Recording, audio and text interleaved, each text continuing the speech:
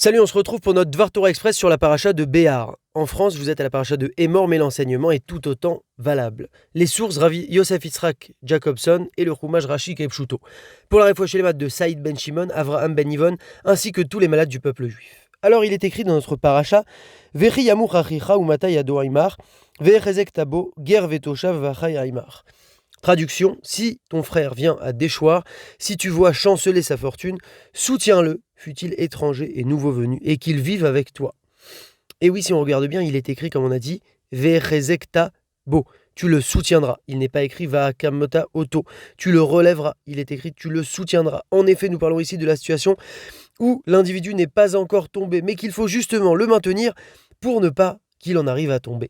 Rashi nous explique justement la signification du terme Ve'echezek tabo, tu le soutiendras. Il nous dit ceci, ne le laisse pas dépérir jusqu'à ce qu'il tombe et qu'il devienne difficile de le relever, mais soutiens-le dès qu'il commence à vaciller. Et Rashi nous donne un merveilleux exemple et nous dit à quoi cela ressemble-t-il ? Un fardeau qui est posé sur un âne. Tant qu'il est sur l'animal, il suffit d'une seule personne pour l'immobiliser et le maintenir en place. Par contre, une fois tombé à terre, 5 personnes ne suffiront pas à le relever. Et oui, voilà la grandeur de ce maintien qu'on peut procurer à notre prochain. D'ailleurs, le Rambam dans le Mishneh Torah, dans le chapitre sur les dons aux pauvres, Matanot Aniyim, chapitre 10 à la Chasset, nous dit qu'il existe 8 niveaux de tzedaka. Les voici du plus bas au plus élevé. 1. Donner tristement. 2. Donner avec un joli visage, mais moins que la somme qu'il faudrait donner. 3. Qu'il donne après qu'on lui ait demandé. 4. Qu'il donne avant même qu'on lui ait demandé. 5.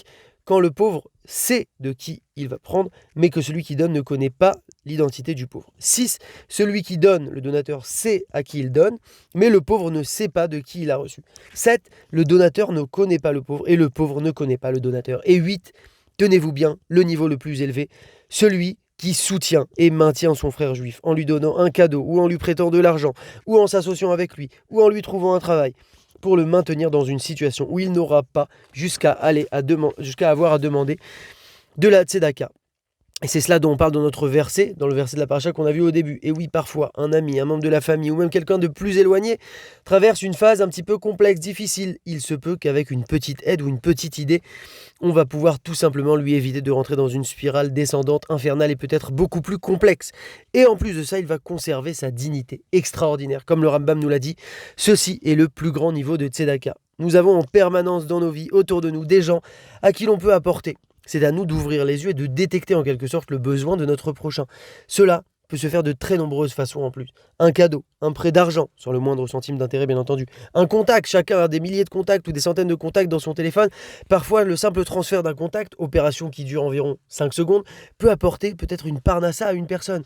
Transférer un CV, une mise en relation, etc., etc. De très nombreuses choses sont à faire dans le domaine, c'est extraordinaire.